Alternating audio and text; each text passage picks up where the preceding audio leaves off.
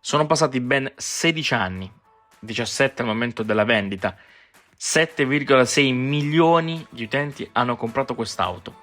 Volkswagen nel 2023 e nel 2024 comincerà la vendita, presenta la nuova Tiguan, terza generazione di uno dei suoi best seller.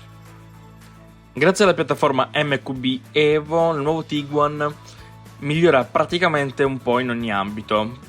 Infatti è un'auto che troveremo in diverse motorizzazioni, ma la motorizzazione ibrida, per esempio, raggiungerà circa 100 km di autonomia solo in elettrico.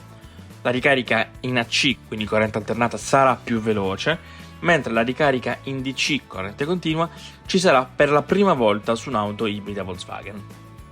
Parliamo un po' più di design. Come si può vedere, la forma è un po' più affusolata, un po' più morbida rispetto alle generazioni precedenti. Troviamo sul frontale questa bocca molto grande che contiene la griglia per il radiatore e per i vari ADAS, mentre sulla parte frontale dei fari troviamo dei fari più morbidi, più sinuosi, meno spigolosi e una fascia in vetro che li collega, con addirittura una fascia LED come sulle ultime Volkswagen. Al posteriore invece troviamo due gruppi ottici, anche qui molto più morbidi rispetto alla generazione precedente, e anche qui una barra nera in vetro che li unisce, che ricorda un po' la nuova Passat. Sicuramente i 100 km di autonomia sono raggiunti anche perché questo design più pulito e più morbido migliora la resistenza aerodinamica, quindi passiamo da un CX di 0,33 nella generazione precedente a un CX di 0,28. Passiamo all'interno, nuova generazione di cockpit e nuovo infotainment. Infatti abbiamo un display centrale di circa 15 pollici con una nuova struttura di menu e grafica, un nuovo head-up display con delle proiezioni sul parabrezza e un nuovo interruttore di guida multifunzione con display OLED integrato. Questo è proprio un nuovo comando rotativo con il proprio mini schermo che può essere utilizzato per controllare il profilo di guida, il volume della radio o i colori dell'illuminazione, per esempio. Mentre altre funzioni possono essere comandate tramite un linguaggio più naturale con il nuovo assistente vocale IDA. Per l'aspetto della motorizzazione, quindi grazie alla MQB Evo, la piattaforma del nuovo Tiguan, possono essere implementati vari tipi di motorizzazione, per esempio il turbo diesel, quindi TDI, turbo a benzina, il TSI, o turbo a benzina mild hybrid, l'ETSI, e i sistemi ibridi plug-in, quindi le hybrid, come avevo detto prima, quindi con un'autonomia incrementata. Ovviamente queste nuove motorizzazioni saranno in combinazione con la trasmissione automatica di Volkswagen, che è il DSG. Il telaio sarà controllato elettronicamente per maggior comfort e dinamicità, il DCC, e addirittura con l'opzione DCC Pro con ammortizzatori a due valvole.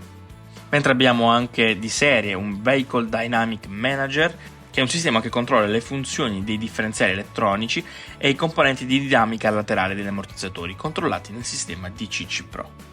Praticamente si interviene in maniera specifica su ruote, si modifica la rigidità degli ammortizzatori portando a un maggior comfort o a maggiori prestazioni durante le curve un po' più dinamiche.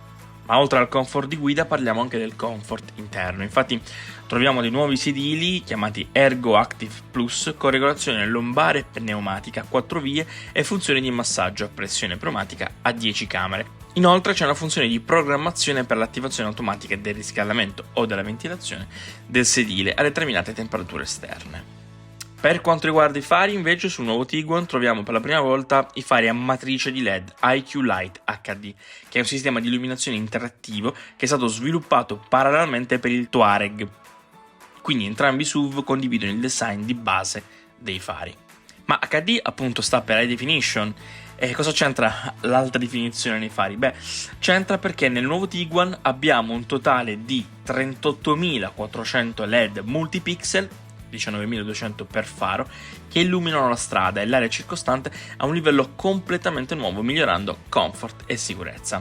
Ovviamente la nuova auto offre dei numerosissimi sistemi di assistenza alla guida, quindi per esempio il Side Assist, il Front Assist, il Lane Assist, praticamente il sistema di cambio di corsia, frenata di emergenza o il mantenimento della corsia, il Rear View, quindi la retrocamera praticamente, il Dynamic Road Sign Display, quindi la lettura dei segnali stradali, e inoltre per esempio potremmo avere il parcheggio remoto, quindi tramite l'app possiamo controllare l'auto, quindi possiamo farla uscire o farla inserire all'interno di un parcheggio un po' più ostico. E addirittura il trailer assist, che sarebbe un assistente per le manovre con un rimorchio. Inoltre il Tiguan, che è un'auto praticamente da viaggio, un'auto che ha bisogno di tanto spazio, Volkswagen è riuscita addirittura in quei 3 cm di lunghezza in più rispetto al modello precedente, è riuscito a montare di 37 litri il bagagliaio, quindi arriviamo a 652 litri. Questa Volkswagen comunque noi l'abbiamo vista in anteprima quando era ancora camuffata al Salone di Monaco, quindi vi lascio qui in alto nelle schede il video. Noi ci vediamo in un prossimo video, vi invito a iscrivervi al canale, lasciare un like, commentare se quest'auto vi piace e se volete potete trovarci su tutti i profili social con wedrive.tv.